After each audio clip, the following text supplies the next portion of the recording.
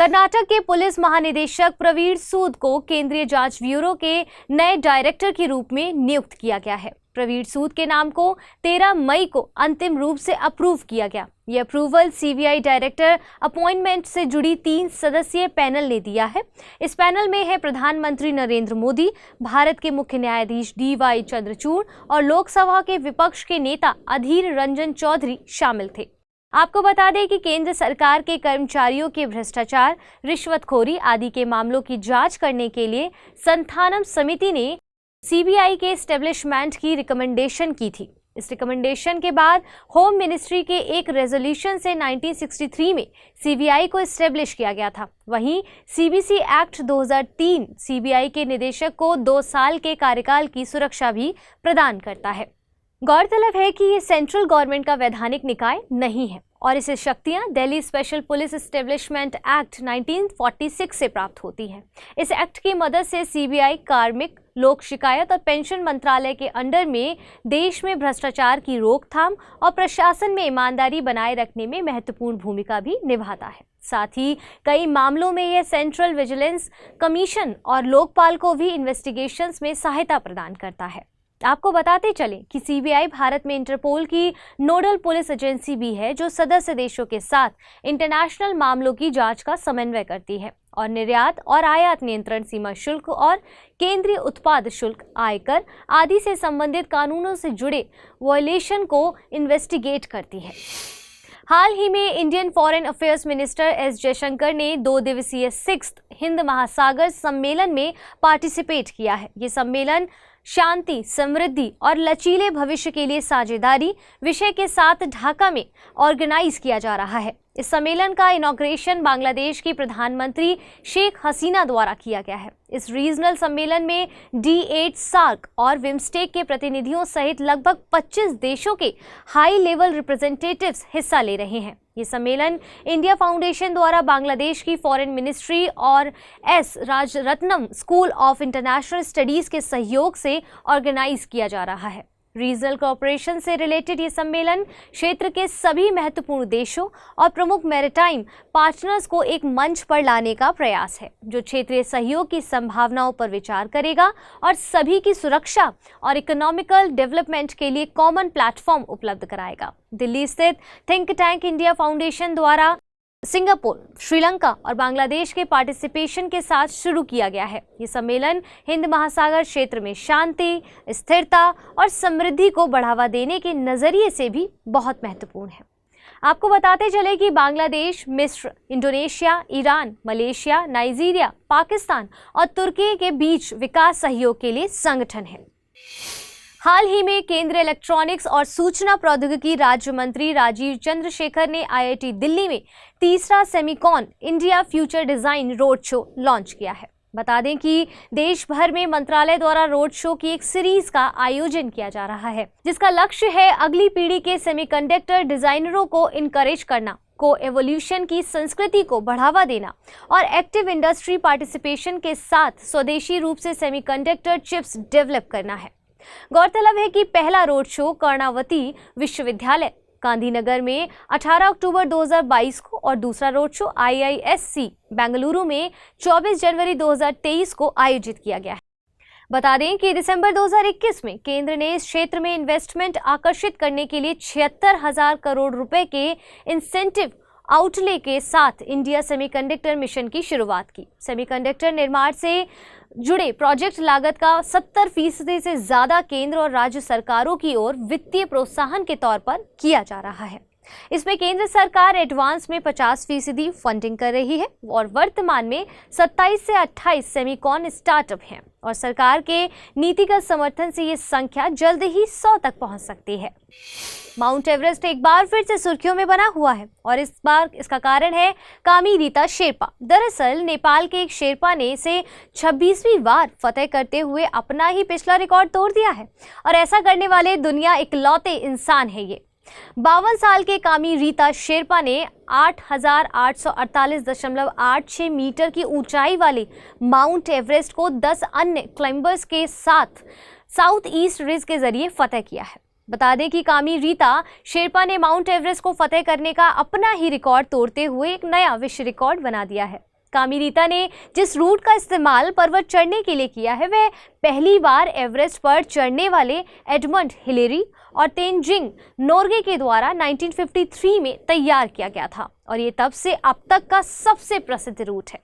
गौरतलब है कि 20 मई 1965 को लेफ्टिनेंट कर्नल अवतार एस चीमा, गुरदयाल सिंह और नवांग गोम्बू शेरपा चोटी पर चढ़े और ये उपलब्धि हासिल करने वाले पहले भारतीय बने। वहीं जुनको तबेई माउंट एवरेस्ट की चोटी पर पहुंचने वाली पहली महिला है। इनका संबंध जापान से है और माउंट एवरेस्ट की चोटी पर पहुंचने वाली पहली भारतीय महिला बछेंद्री पाल है। अभी कुछ दिनों पहले यूनाइटेड किंगडम ने 3 माता पिता के बच्चों को वैध बनाने वाला दुनिया का पहला देश बनने की वजह से चर्चा में रहा था। उसी दिशा में कदम बढ़ाते हुए यूके ने ग्राउंड ब्रेकिंग IVF प्रोसीड्यूर के थ्रू 3 लोगों के DNA से बने पहले बच्चे ने जन्म लिया।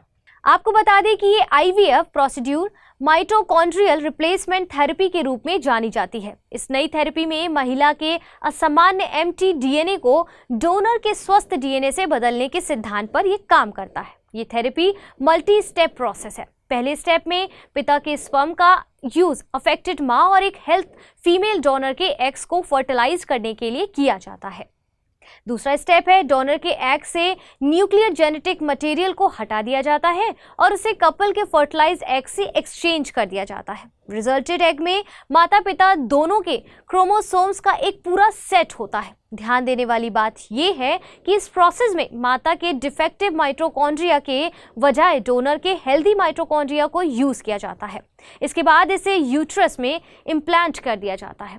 इस प्रोसेस से बोर्न चिल्ड्रन में हमेशा की तरह माता और पिता दोनों के तो DNA होते ही हैं, साथ ही डोनर से भी कुछ जेनेटिक मटेरियल ट्रांसफर होता है। इस प्रकार ये प्रोसेस 3 पेरेंट बेबी को जन्म देती है। हालांकि इस तरह से जन्मे बच्चे में 99.8% से अधिक DNA माता पिता से ही आता है।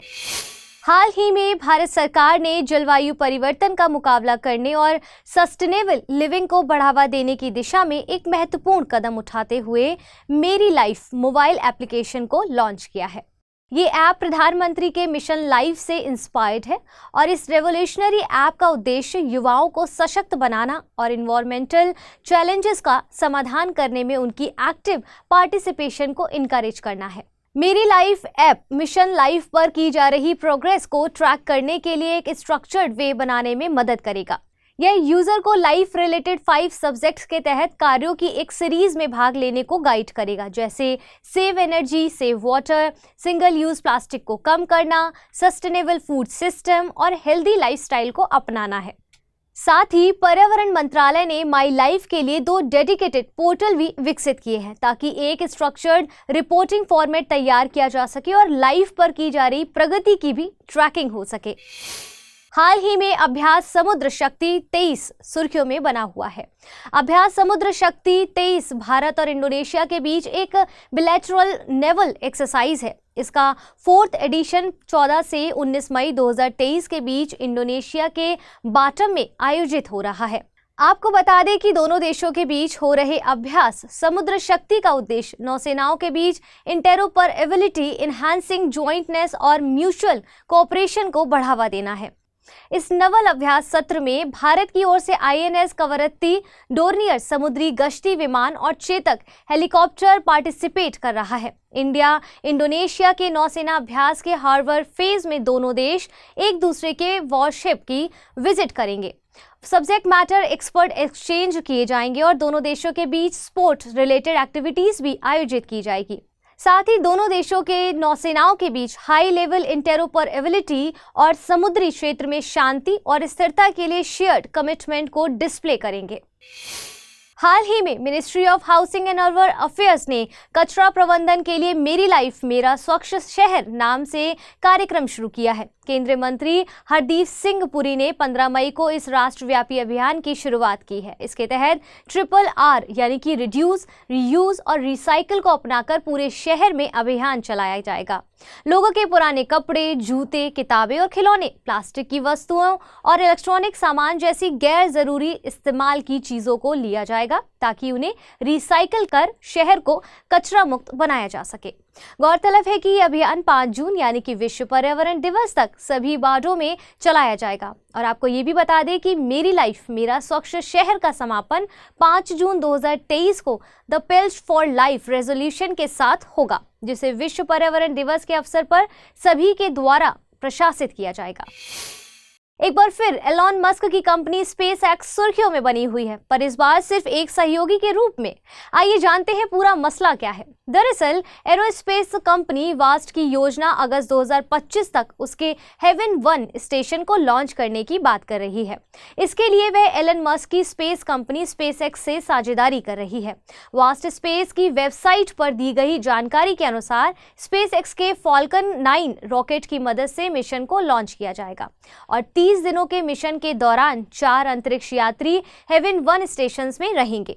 गौरतलब है कि हेवन 1 एक छोटा स्टेशन है और इसका आकार स्पेसएक्स के कैप्सूल जितना बताया जाता है। यही वजह है कि 4 अंतरिक्ष यात्रियों से ज्यादा को इस मिशन का हिस्सा नहीं बनाया जा रहा है। वास्ट के मुताबिक अगस्त 2025 तक एक कमर्शियल स्पेस स्टेशन को शुरू किया जाएगा, जिसे हेवन 1 कहा गया है। जब यह स्पेस स्टेशन काम करने लगेगा तब स्पेसएक्स के क्रू ड्रैगन व्हीकल पर 4 अंतरिक्ष यात्रियों को हेवन 1 पर भेजा जाएगा। सभी अंतरिक्ष यात्री हेवन 1 स्पेस स्टेशन पर लगभग 30 दिन बिताएंगे और खास बात यह है, जो यात्री अंतरिक्ष में जाना चाहते हैं उन्हें सीट्स खरीदनी होंगी। एक अध्ययन में सामने आया है कि बढ़ते ग्लोबल वार्मिंग से आर्कटिक के परमाफ्रॉस्ट पिघल रहे हैं, जिससे उसके नीचे दबे हजारों कंटेमिनेटेड एरियाज को अनस्टेबल होने की संभावना है, जिससे पूरे क्षेत्र में जहरीले पदार्थ फैल सकते हैं। दरअसल आर्कटिक जो एक निर्जन क्षेत्र माना जाता है, अनगिनत औद्योगिक एस्टेब्लिशमेंट से पटा पड़ा है। इन औद्योगिक सुविधाओं से निकलने वाले जहरीले कचरे को परमाफ्रॉस्ट में दबा दिया जाता है। इसके पीछे की सोच ये थी कि ये हमेशा दबा रहेगा, लेकिन ग्लोबल वार्मिंग से परमाफ्रॉस्ट के पिघलने का खतरा अब मंडरा रहा है, जिससे ये टॉक्सिक्स बाहर आ सकते हैं।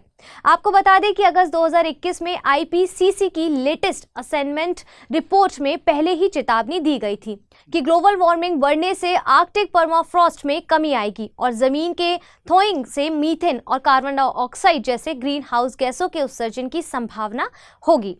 आपको बताते चले कि परमाफ्रॉस्ट अर्थ का वह हिस्सा है जो लगातार कम से कम 2 साल के लिए 0 डिग्री सेल्सियस या उससे कम तापमान पर जमा रहता है।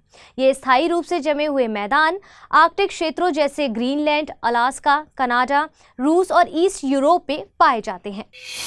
हाल ही में डॉक्टर मनोज सोनी ने 16 मई को संघ लोक सेवा आयोग के अध्यक्ष के रूप में पद और गोपनीयता की शपथ ली। आयोग की वरिष्ठतम सदस्य स्मिता नागराज ने उन्हें शपथ दिलाई है।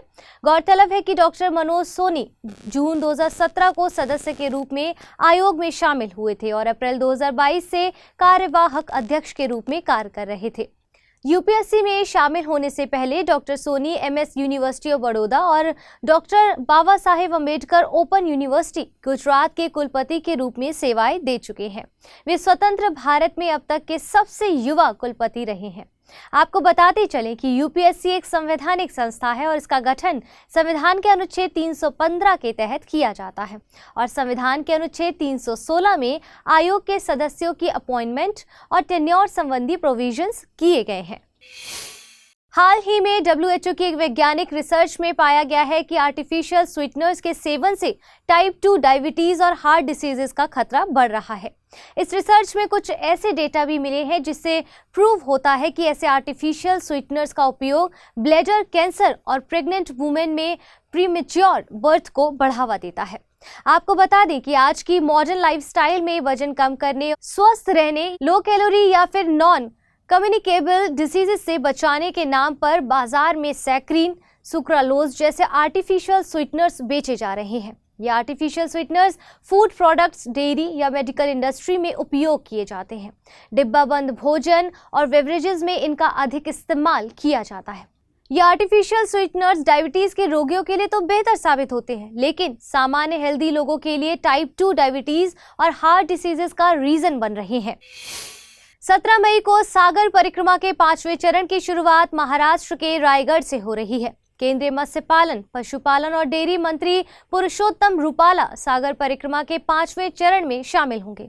इस सागर परिक्रमा पहल के 5वें चरण का समापन 19 मई 2023 को कनाकोना, गोवा में होगा। इस यात्रा का उद्देश्य प्रधानमंत्री मत्स्य संपदा जैसे विभिन्न फिशरीज योजनाओं के माध्यम से फिशरमैन और अदर स्टेक होल्डर्स के सामने आने वाले चैलेंजेस का समाधान करना है।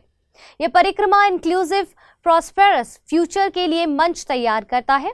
ये प्रयास देश की खाद्य सुरक्षा और मरीन इकोसिस्टम की सुरक्षा के बीच एक स्थायी संतुलन बनाकर कोस्टल कम्युनिटीज के क्वालिटी ऑफ लाइफ में सुधार करने का स्ट्रॉन्ग एफर्ट है। इस परिक्रमा के दौरान फिशरमैन, कोस्टल फिशरमैन और फिश फार्मर्स तथा यंग फिश एंटरप्रेन्योर को प्रधानमंत्री मत्स्य संपदा योजना, किसान क्रेडिट कार्ड और राज्य योजनाओं से संबंधित स्वीकृति और प्रमाण पत्र प्रदान किए जाएंगे। साथ ही सागर परिक्रमा 75वें आजादी का अमृत महोत्सव की भावना को याद करते हुए और हमारे स्वतंत्र सेनानियों, सेलर्स और फिशरमैन को सम्मानित करते हुए फिशरमैन, फिश फार्मर्स और रिलेटेड स्टेक होल्डर्स के साथ एकजुटता का भी प्रतीक है। आपको बताते चले कि 4 चरणों को सफलतापूर्वक पूरा करने के बाद इस पहल के 5वें चरण की यात्रा में महाराष्ट्र और गोवा राज्यों में 6 स्थान शामिल होंगे, जैसे महाराष्ट्र में रायगढ़, रत्नागिरी और सिंधुदुर्ग जिले और गोवा में वास्को, मोरमुगाओ और कनाकोना गोवा। त्रिपुरा सरकार की अनूठी पहल सुर्खियों में है। वजह है पीडीएस। दरअसल पब्लिक डिस्ट्रीब्यूशन सिस्टम को और मजबूत करने और आम आदमी को कुछ राहत प्रदान करने के लिए त्रिपुरा सरकार ने 16 मई से रियायती दरों पर पीडीएस के माध्यम से मसालों का वितरण करना शुरू किया है। वितरित किए जाने वाले 4 अलग अलग प्रकार के मसाले जैसे कि मिर्च, जीरा, धनिया और हल्दी पाउडर हैं, जो 2050 फेयर प्राइस शॉप्स के माध्यम से डिस्ट्रीब्यूट किए जाएंगे।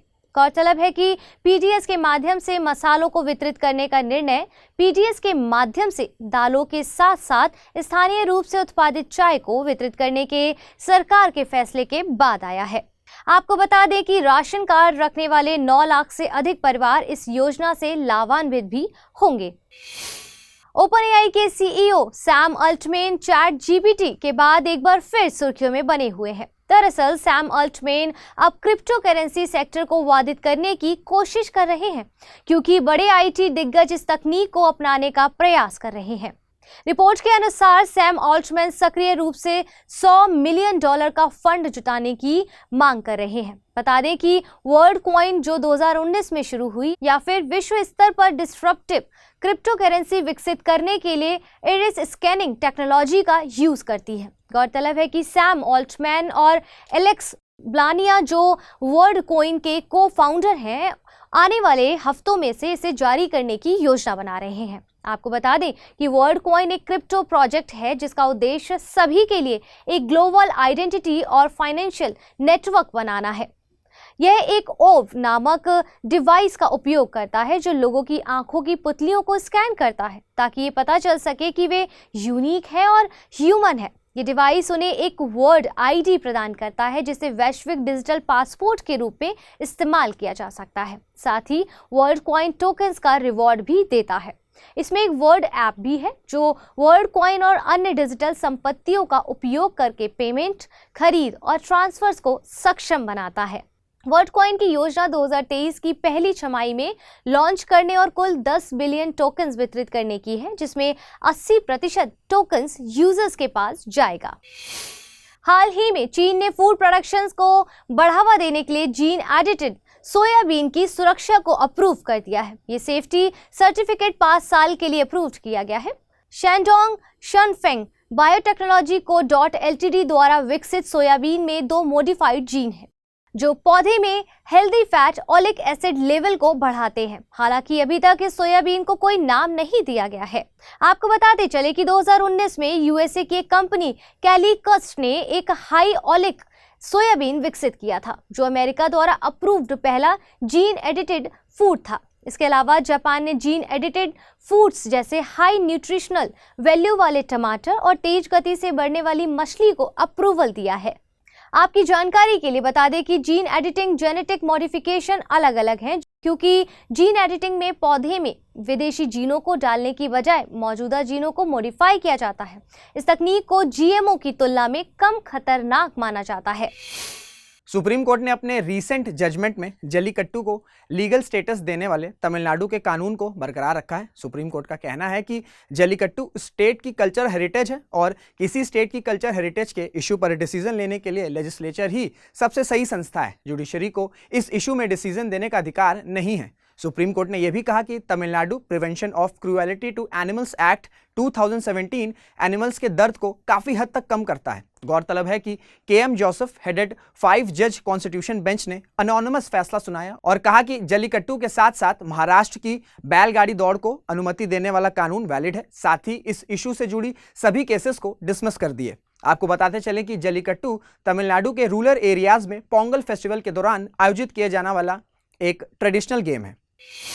18 मई को 47th इंटरनेशनल म्यूजियम डे पर प्रधानमंत्री ने इंटरनेशनल म्यूजियम एक्सपो का प्रगति मैदान में इनॉग्रेशन किया। भारत में इस बार आईएमडी को आज़ादी के अमृत महोत्सव के पार्ट की तरह सेलिब्रेट किया जा रहा है।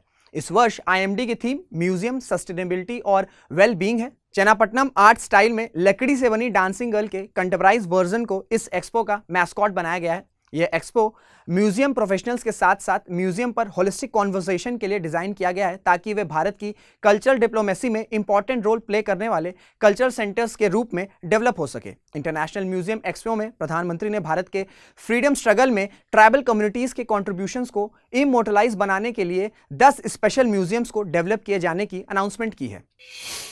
हाल ही में साउथ एशिया गैस एंटरप्राइज ने गल्फ से भारत तक डीप वाटर अंडर सी पाइपलाइन प्रोजेक्ट डेवलप करने के लिए मिनिस्ट्री ऑफ पेट्रोलियम से सपोर्ट मांगा है। इस प्रोजेक्ट में मिडिल ईस्ट और भारत के बीच 2000 किलोमीटर लंबी एनर्जी कॉरिडोर डेवलप करने की योजना है। $5 बिलियन का यह प्रोजेक्ट लिक्विफाइड नेचुरल गैस के इंपोर्ट में लगभग 7000 करोड़ की एनुअल सेविंग्स कर सकता है। दरअसल यह कोई नया प्रोजेक्ट नहीं है। ईरान और इंडिया के पोरबंदर के बीच एक डेकेड पहले ही अंडर सी ट्रांसनेशनल गैस पाइपलाइन की कल्पना की गई थी, लेकिन वेस्टर्न सैंक्शंस के कारण इसे शुरू नहीं किया जा सका था। आपको बताते चलें कि सेज दुनिया की कुछ रेप्यूटेटेड डीप वाटर पाइपलाइंस कंपनीज का ग्लोबल कंसोर्टियम है। इसे यूके की डीप वाटर टेक्नोलॉजी कंपनी और नई दिल्ली की सिधोमाल ग्रुप के जॉइंट वेंचर द्वारा प्रमोट किया जा रहा है।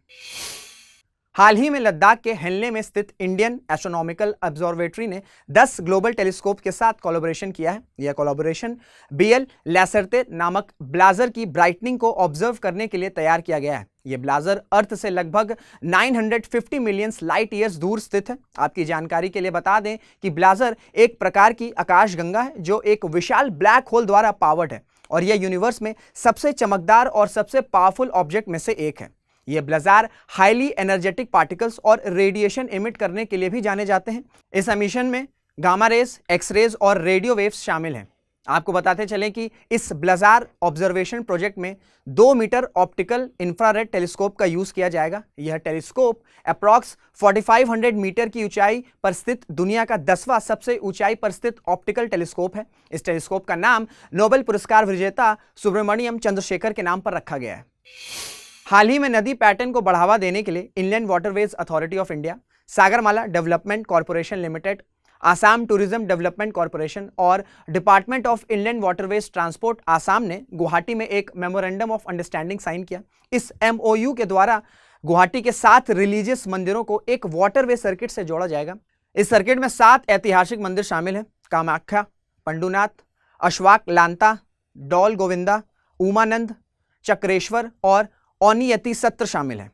इस इनक्रेडिबल नदी सर्किट के माध्यम से टूरिस्ट गुवाहाटी की रिच स्पिरिचुअल हेरिटेज का आनंद ले सकेंगे। टूरिस्ट की सुविधा के लिए इन धार्मिक स्थलों के बीच हॉप ऑन हॉप ऑफ पर मॉडर्न फेरी सर्विस की सुविधा भी प्रदान की जाएगी। इस नदी सर्किट को एक स्पेशल पर्पस व्हीकल द्वारा 45 करोड़ रुपए के इन्वेस्टमेंट में 12 महीनों के भीतर एग्जीक्यूट किया जाएगा। इस प्रोजेक्ट की कॉस्ट का 55% SDCL और IWAI द्वारा ज्वाइंटली कंट्रीब्यूट किया जाएगा। रिमेनिंग अमाउंट ATDC प्रोवाइड करेगा। हाल ही में इंडियन नेवी ने कलवारी क्लास की सबमरीन वाक्सीर का सी ट्रायल शुरू किया है। यह प्रोजेक्ट 75 की 6 स्कॉर्पियन सबमरीन है। INS वाक्सीर का नाम एक सैंड फिश के नाम पर रखा गया है जो हिंद महासागर की एक डेडली डीप सी प्रीडेटर है। इसे फ्रेंच नेवल डिफेंस और एनर्जी नेवल ग्रुप द्वारा डिजाइन किया गया है और मैजागॉन डॉक लिमिटेड द्वारा मैन्युफैक्चर किया जा रहा है। वाक्सीर को ऐसे डिजाइन किया गया है कि यह सभी थिएटरों में ऑपरेट किया जा सकता है। यह सबमरीन पानी के भीतर या सतह पर टॉर्पीडो और एंटी शिप मिसाइल लॉन्च करके हमला करने में कैपेबल है। आपको बताते चलें कि यह कलवारी क्लास की एक डीजल इलेक्ट्रिक अटैक सबमरीन है। यह स्कॉर्पियन क्लास बेस्ड सबमरीन है जो इसे एकॉस्टिक साइलेंसिंग टेक्निक्स, लो रेडिएटेड नॉइज लेवल्स और प्रिसीजन गाइडेड वेपन्स अटैक जैसे स्टील्थ फीचर से इक्विप्ड बनाती है। मिनिस्ट्री ऑफ एजुकेशन और वर्ल्ड बैंक ने मुंबई में स्टार्स प्रोग्राम के तहत वर्कशॉप ऑर्गेनाइज किया है। यह स्कूल टू वर्क ट्रांजिशन पर बेस्ड एक इनोवेटिव वर्कशॉप है। यह वर्कशॉप 6 स्टार स्टेट और उत्तर प्रदेश के स्किल गैप एनालिसिस और वोकेशनल व स्किल कन्वर्जेंस पर फोकस रहा। इसमें vocational education, industry types, vocational studies को स्कूल करिकुलम के साथ इंटीग्रेट करने और स्कूल सिलेबस को इंडस्ट्री डिमांड्स के अकॉर्डिंग मॉडिफाई करने की बात कही गई है। आपकी जानकारी के लिए बता दें कि strengthening teaching learning and results for states programme World Bank के सपोर्ट से 6 स्टेट्स में चलाया जा रहा है। ये 6 स्टेट्स हिमाचल प्रदेश, केरला, मध्य प्रदेश, महाराष्ट्र, उड़ीसा और राजस्थान है। यह स्टार्स प्रोग्राम इन राज्यों की स्कूली शिक्षा की क्वालिटी और गवर्नेंस में सुधार करने के लिए शुरू किया गया है। यह प्रोग्राम स्कूल एजुकेशन में ट्रांसफॉर्मेशन और बेटर लर्निंग आउटकम्स के लिए टीचर्स को केंद्र में रखता है। हाल ही में union ministry of animal husbandry ने राज्यों से एनिमल वैक्सीनेशन ड्राइव तेज करने को कहा है। मई में महाराष्ट्र, उत्तराखंड, कर्नाटका और सिक्किम में लंपी स्किन डिजीजेस के फ्रेश केसेस को देखते हुए यह ड्राइव चलाई जा रही है। साथ ही सेंटर का कहना है कि रिस्की एरियाज में डिजीजेस के स्प्रेड को रोकने के लिए स्टेट गवर्नमेंट फॉगिंग और डिसइंफेक्शन ड्राइव्स भी कंडक्ट करे। केंद्र सरकार की एक रिपोर्ट के अनुसार अभी तक 9 करोड़ कैटल्स का वैक्सीनेशन किया जा चुका है। वहीं लंपी स्किन डिजीजेस का रिकवरी रेट भी 94% से अधिक है। आपको बता दें कि लंपी स्किन डिजीज एक हाईली इन्फेक्शियस वायरल डिजीज है जो कैटल की सभी ब्रीड्स और वाटर बफलो को अफेक्ट करती है। अफ्रीका में 1929 में पहली बार सामने आई इस डिजीज का इन्फेक्शन कैप्रीपॉक्स नामक वायरस के कारण होता है। इस वायरस से इन्फेक्शन होने पर एनिमल्स का वजन और मिल्क प्रोडक्शन कम होने लगता है। पशुओं के मुंह में घाव, बुखार और स्किन पर लम्प्स हो जाते हैं। अभी तक एलएसडी का कोई इलाज नहीं मिल पाया है। प्रेजेंट में वैक्सीनेशन के द्वारा प्रिवेंशन कंट्रोल ही इसका सबसे इफेक्टिव साधन है। हाल ही में भारतीय रिजर्व बैंक ने बैंकों के लिए कस्टमर से ग्रीन डिपॉजिट एक्सेप्ट करने के लिए एक रेगुलेटरी फ्रेमवर्क तैयार किया है।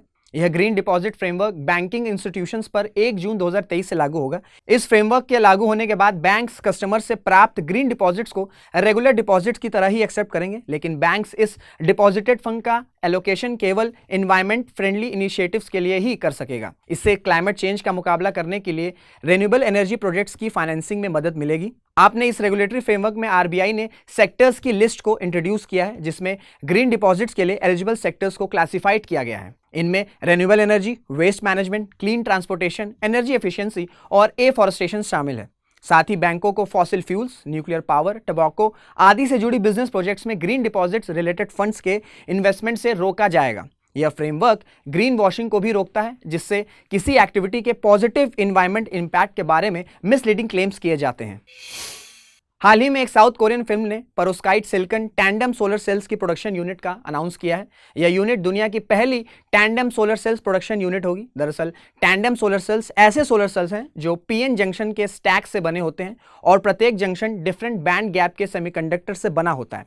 साथ ही प्रत्येक जंक्शन सोलर स्पेक्ट्रम के डिफरेंट सेक्शन को रिस्पॉन्ड करता है। रिजल्टेंट में सोलर सेल से हमें हायर यील्ड एफिशिएंसी प्राप्त होती है। आपकी जानकारी के लिए बता दें कि पेरोस्काइट एक ऐसा मटेरियल है जिसका crystal structure calcium titanium oxide के समान होता है। यह पेरोस्काइट स्ट्रक्चर इस मटेरियल में बड़ी संख्या में वेरियस एलिमेंट्स को एक साथ जोड़ा जाना पॉसिबल बनाता है। इस कंपोजिशनल फ्लेक्सिबिलिटी का उपयोग करके wide variety of physical, optical and electrical characteristics के पेरोस्काइट क्रिस्टल डिजाइन किए जा सकते हैं। प्रेजेंट में इन पेरोस्काइट क्रिस्टल का use ultrasound machines, memory chips और सोलर सेल्स में किया जा रहा है।